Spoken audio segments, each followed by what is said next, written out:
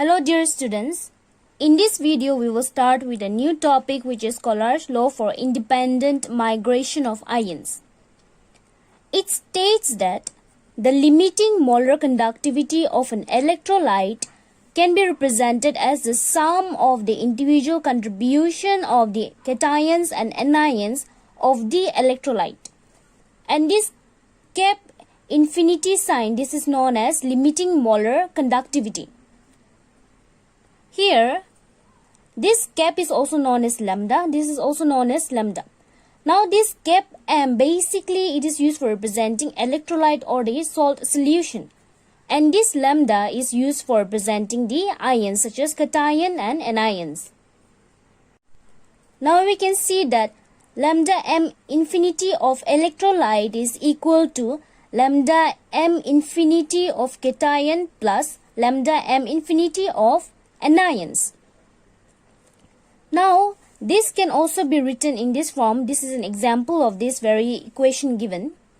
Now, if we are going to find the molar conductivity at infinite dilution of NaCl, we will write down lambda M infinity or cap M infinity of NaCl is equal to molar conductivity at infinite dilution of sodium ion plus molar conductivity at infinite dilution of chlorine ion. If infinite dilution of both ions, cation and anion are known, the molar conductivity of electrolyte can be easily calculated.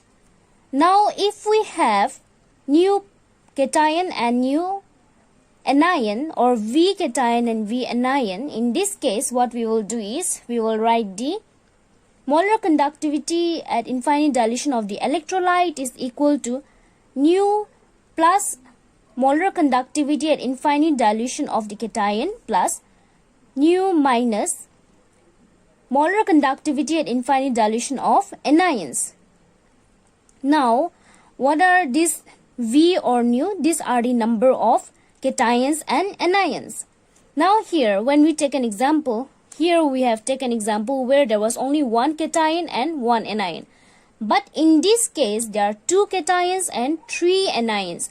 In this case of molecules or compounds, what we will do is we will use this very equation where we can even mention the number of cations and anions. So here, V or nu for cation is 2. So 2 followed by molar conductivity at infinite dilution of aluminium, that is the cation, plus 3 comes from the anion, that means number of anions, that is 3, followed by molar conductivity at infinite dilution of sulfate ions. Let us see some of the application of Kohlrausch law. First one, it helps in calculating molar conductivity of weak electrolyte at infinite dilution. Till now we have seen how to calculate at infinite dilution. So here we can calculate the molar conductivity of weak electrolyte at infinite dilution by using the formulas. We have already discussed about the formulas. The second point is that the degree of dissociation given by alpha can also be calculated with the help of Kohlrausch law. So basically it deals only with weak electrolyte. It calculates the molar conductivity of weak electrolyte and it also calculates the degree of dissociation for weak electrolyte. Now these are some of the formulas which you will be using in your numericals. So degree of dissociation is given as cap MC divided by cap M infinity. For numericals, for conductivity, that is the kappa, you will be using this very equation. For calculating conductivity, we have this very formula, C alpha square divided by 1 minus alpha. Alpha already it is given as cap M and cap M infinity. So instead of this alpha, we can directly put up these formulas, and this is the final formula which you will be using in your numericals. What is C will be coming to know from the numericals, so you have to remember this formula. You will not be asked to derive it, but directly you will be putting up this formula. Our next topic of discussion is Faraday's first law of electrolysis. Now let us see what the definition states. it states that the amount of substance M deposited or liberated at the electrode is directly proportional to the quantity of charge passed through the electrolytic solution. That means the mass of any substance produced should be proportional to the amount of the current passed, which is denoted as Q. So we can write amount of substance M deposited or liberated on the electrode is directly proportional to the charge given as Q. Now whenever we have a proportional term, we need a proportionality constant. So M is equal to ZQ. Z is a proportionality constant known as electrochemical equivalent.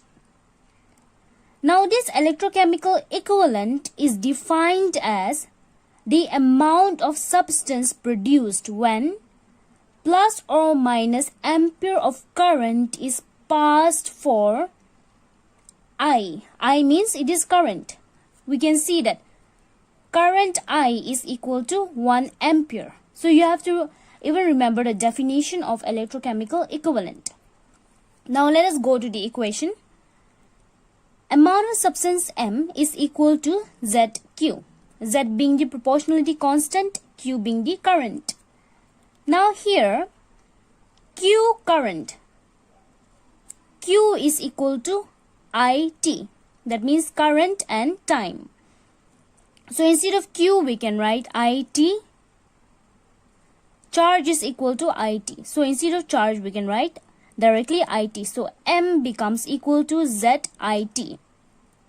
Now again, Z is equal to equivalent weight divided by charge of 1 mole of electron. That means Faraday, which is equal to 96500 coulombs.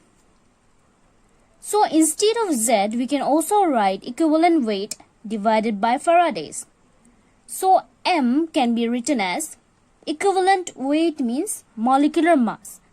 So molecular mass, instead of equivalent weight, molecular mass into IT divided by N factor multiplied with Faradays. This is how you are going to calculate the amount of the substance. Mass or weight, it is the same in chemistry. So this is a formula for the calculation of any numerical based on Faraday's first law of electrolysis. Let us now see what Faraday's second law has in store. Let us first see the definition. When same quantity of electricity is passed for different electrolytic solution connected in series, the amount of substance produced at the electrode is directly proportional to their equivalent weight. Now suppose you have different electrolytic solutions and these all the containers are connected in series. Now current is passed. Same quantity of current goes through or passes through the entire solution. That means passes through all the containers. Now according to this second law, it states that when same quantity of electricity is passed for different electrolytic solution connected in series, the amount of substance produced at one electrode will be directly proportional to the amount of substance produced at the other electrode. That means their weight will be equivalent, directly proportional to their equivalent weight. That means the substance produced at one electrode will be directly proportional to the equivalent weight produced at the other electrode as well. In short, we can say that amount of substance produced by passing electricity will be proportional to their chemical equivalent weights. So from the definition, we get this: amount of substance is directly proportional to the equivalent weight. So W1 proportional to E1, W2 proportional to E2. Now number of equivalent is given as Wn divided by En. But if you pass the same current in two cells, then the ratio of weight will be equal to the ratio of the equivalent weight. The ratio of weight will be equivalent to the ratio of equivalent weight. I think you are getting it. Weight and equivalent weight. That means the ratio of the weight W1 by W2 is equal to the ratio of equivalent weight, that is E1 by E2. So this is all about second law of Faraday. Let us see some commercial type of cell batteries. Commercial means those which are available for business purpose or which is sold. Now these commercial batteries, these are arrangement of two or more electrochemical cells which are connected in series to use as an energy source, and they are mainly of two types, which are primary and secondary. Primary cells are non-rechargeable, they are irreversible. That means the reaction or the process cannot be reversed. Now these batteries or these cells are basically use and throw batteries. Once you use, it cannot be used again. You have to throw it. There is no other option. So here primary cells are non-rechargeable, they are irreversible. That means one-time use batteries or cells. For example, dry cell is a primary cell. Dry cell also known as zinc battery. So these are one-time use cells or batteries. But when we talk about secondary or storage cell, from the name itself you can see that it is a storage cell. That means it is rechargeable, it is reusable. That means it can be used again and again. Examples are nickel-cadmium storage cell, lead acid battery. Now these primary cells are basically used in flashlights which cannot be charged, which cannot be recharged. Flashlights or portable radios. Olden times, these days, almost all the torches are also rechargeable, can be recharged.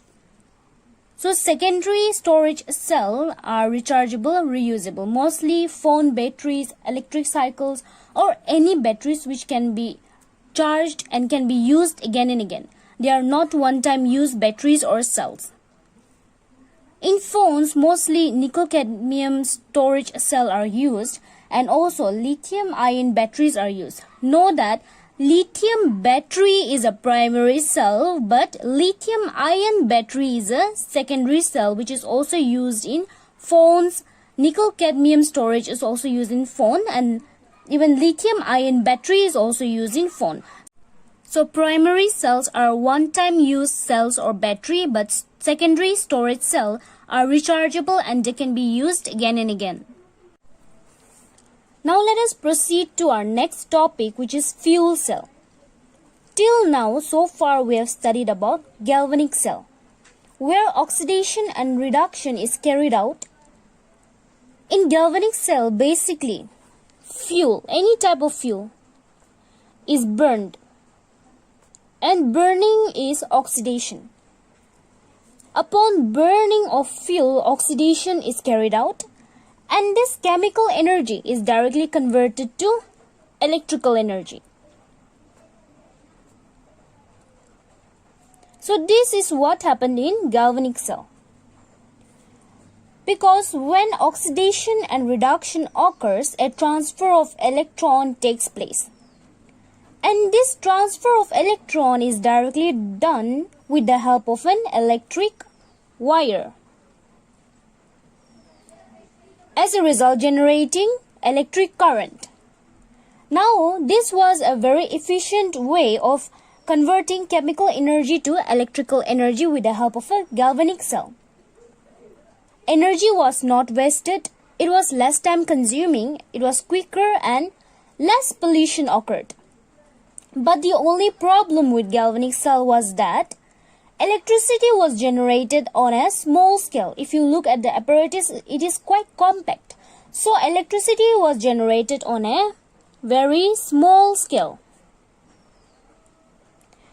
There was a limitation to how much electric current can be generated using galvanic cell. So the basic limitation was that energy or electricity was created in a very small scale. using a galvanic cell. But if this galvanic cell is modified in such a way that there is continuous supply of fuel,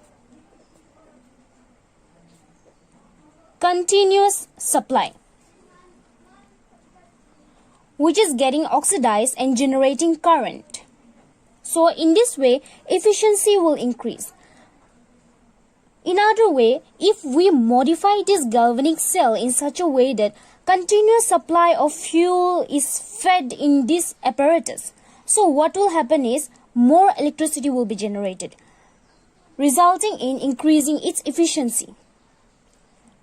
This galvanic cell, which had the facility where fuels can be fed or added continuously, was known as your fuel cell. We can say that it is a modified form of galvanic cell because the major problem faced with galvanic cell was that electricity was produced in a small scale. The motive was to produce or to get electricity on a large scale. So in order to do that, this galvanic cell needed to be modified. So upon modification of this galvanic cell, it was known as fuel cell. Why fuel cell? Because continuous supply of fuel was fed in the apparatus for generating electricity on a large scale. Fuel cell, it is basically an electrochemical cell in which the reactant, that means the reactant is fuel in this case, are continuously fed to the electrodes. That means the fuel is continuously fed in the apparatus. And it is designed in such a way that it converts energy of combustion, that means we are burning the fuel, to electrical energy.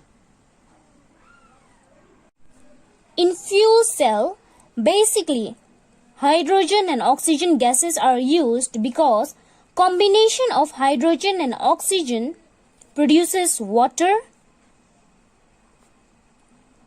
and massive amount of energy. This massive amount of energy is converted to electricity.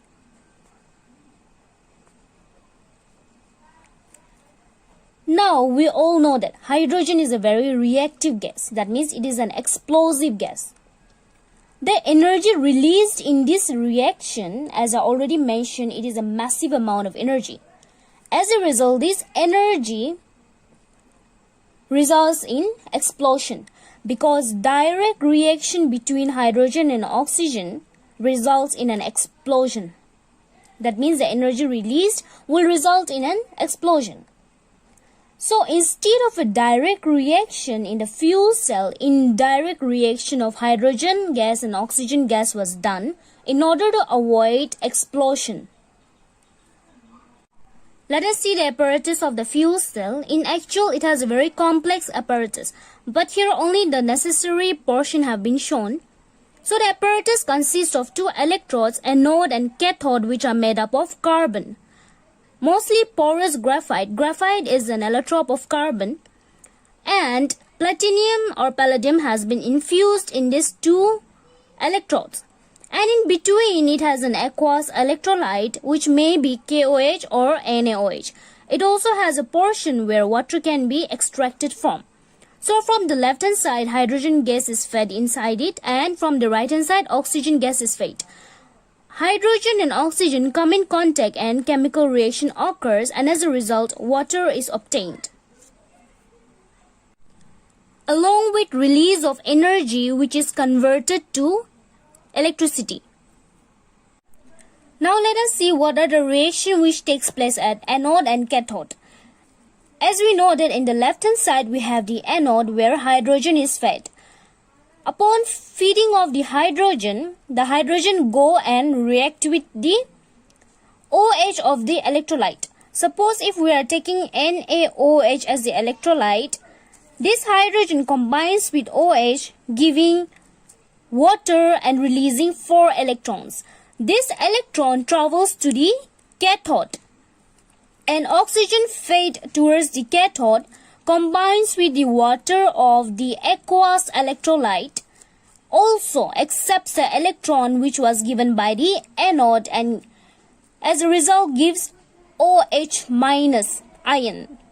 Now the overall reaction, we can cancel out the like terms, such as here hydrogen. There is no more hydrogen in the product, so hydrogen comes down. Oxygen, also there is no oxygen in the product, so oxygen comes down. Now there is water in the product, so there is 2 water in the reactant. 2 water and 2 water from the product gets cancelled. Now we are left here with 2 water molecules. 4 OH and 4 OH gets cancelled. 4 electron and 4 electron gets cancelled. So in the product side we get 2 H2O. So this is the overall reaction which takes place in a fuel cell with the release of massive amount of energy which gets converted to electricity. Let us see some advantages and disadvantages of fuel cell. The first advantage of fuel cell is that it converts direct fuel energy into electrical energy. We are adding fuel in the form of gas which is directly getting converted to electrical energy.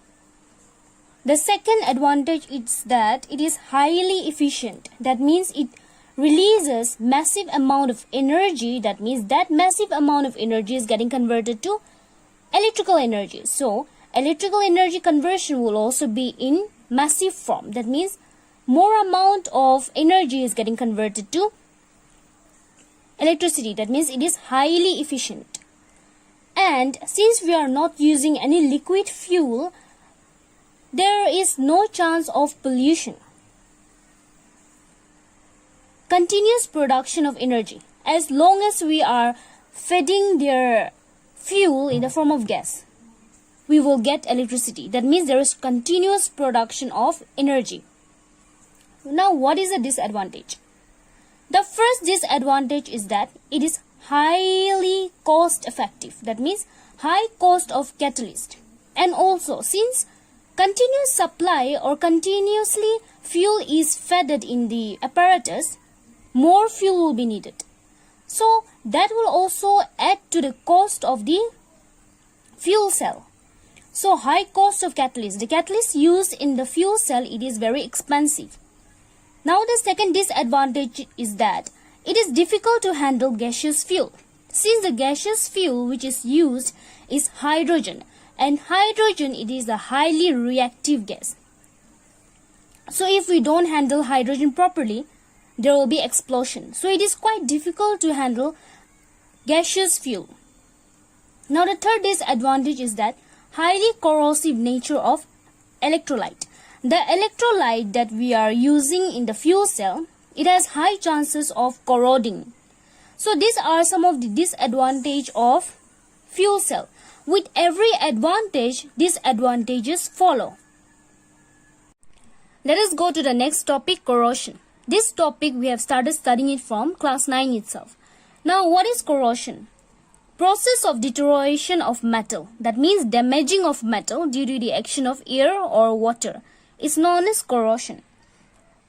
We can say that corrosion is the breakdown of material or metals due to chemical reaction. It usually involves oxidation with air and often in presence of water.